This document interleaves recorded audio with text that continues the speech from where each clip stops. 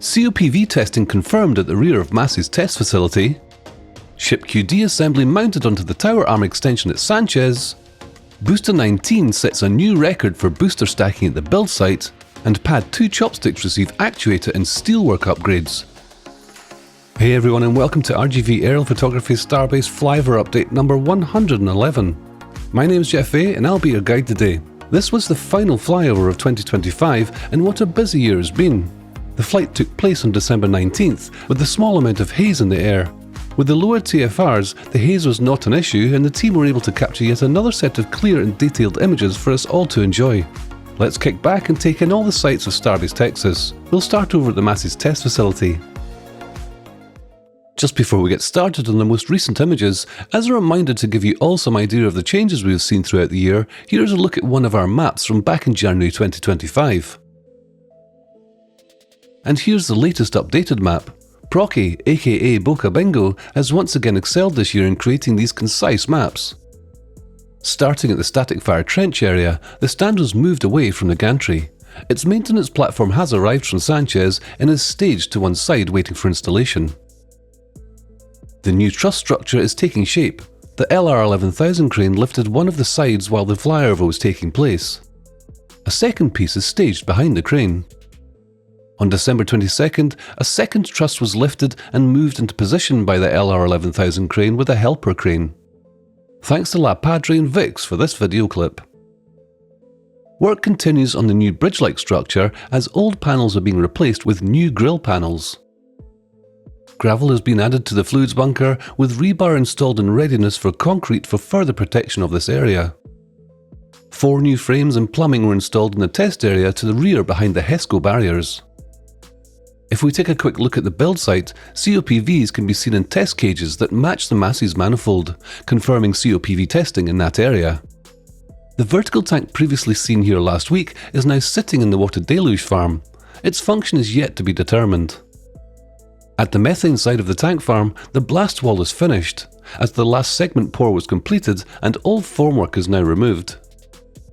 Moving to the ship cryo station, the 39.1 test tank was removed from the thrust simulator stand.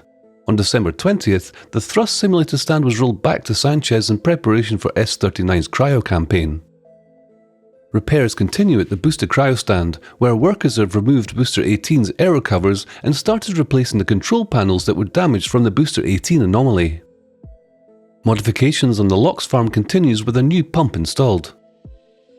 Test tank 18.1 has undergone more testing with frost still visible in this image. Plumbing from the Raptor engine ports are also visible. The new crusher cap was moved near the entrance. A ship transport stand is being worked on near the front of the site. There are also a few new parts staged nearby. On our way to Sanchez, we'll take a quick look at the port of Brownsville, where the 2 methane tanks that were removed from the Pad 1 pump farm are staged. Although their future is uncertain, they are speculated to be heading towards SpaceX's test facility at McGregor. Now let's fly over to the Sanchez site. Once again, we'll start with a labelled map from January 2025. And now, here's the most recent map to get your bearings. Please pause the video to compare and take a closer look around. Starting at the stand construction area, the conversion of the second booster stand has seen no visible progress. Looking at the ship transport stand, it appears that the hold-down clamps have been installed.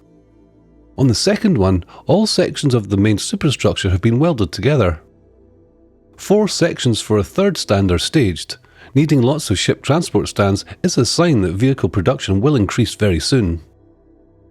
Construction of yet another workstation for the Star Factory has begun. Congratulations to the people who are keeping count. A pair of SBMTs are staged near the cross braces for the new static fire trench structure in readiness for the transport.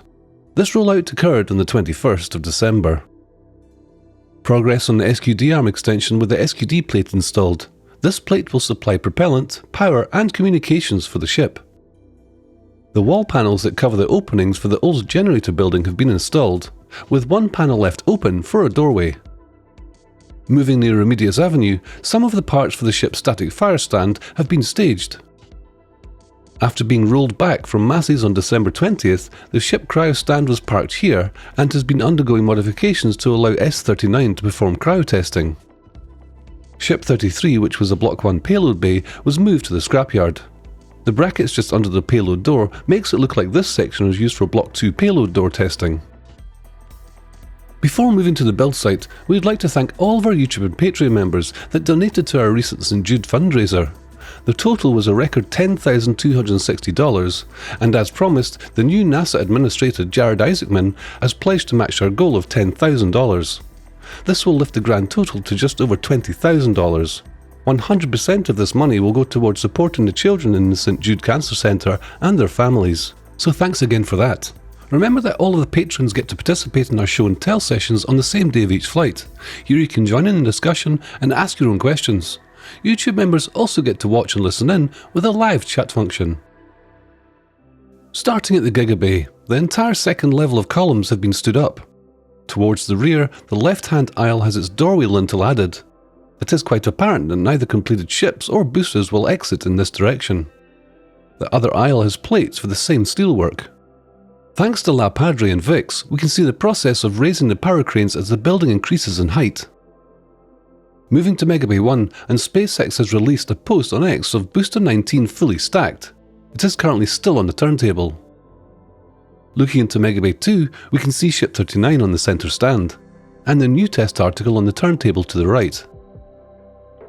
The apartment complex has seen significant progress again this week, with the glass installation continuing along the eastern side.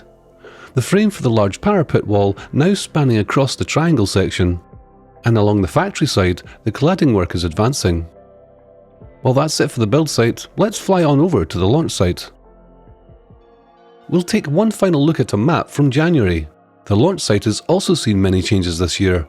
Let us know in the comments what your favourite area of development was in 2025. And here's the labelled map from this week's images. Quickly pause the video if you need more time to look it over. Starting at the Pad 2 launch mount, the single clamp arm door is fully installed, following an initial test during the previous flyover. The second door was installed on the 20th. Looking at the end of the clamp arms, all 20 of the ball mounts have been removed. They are all sitting in a row to the side with their linkages still attached. Next to the trench, several pallets of steel plates that may be part of the clamp arm assembly are staged. There are also these boomerang-shaped plates that are part of the clamp door linkage. Moving to the staging pad, several of the pipe assemblies are being prepared for installation. Looking up at the chopsticks, both sticks have new angled braces supporting the tube where the return pusher is mounted. Weld prep is happening in this area on top of the sticks for another added brace that will support the same tube in the horizontal plane. The right stick actuator has been reinstalled. The left actuator was delivered to the launch site and installed on the 23rd. In this top-down comparison, the increased bore size of the new piston is very clear. At the back of the carriage, the junction boxes mentioned in the previous episode are now in view. Near the D1 entrance, rebar is being assembled in the trench to create the footing for the continued retention wall along the property line. At the Pad 2 pump farm, the pump sleeve for the final methane pump has been staged. Only the pump assembly is needed to install the final pump system. Moving to the original tank farm, 2 new pipe assemblies have been connected between smaller lines along the methane tanks that travel to the new tanks further towards the beach.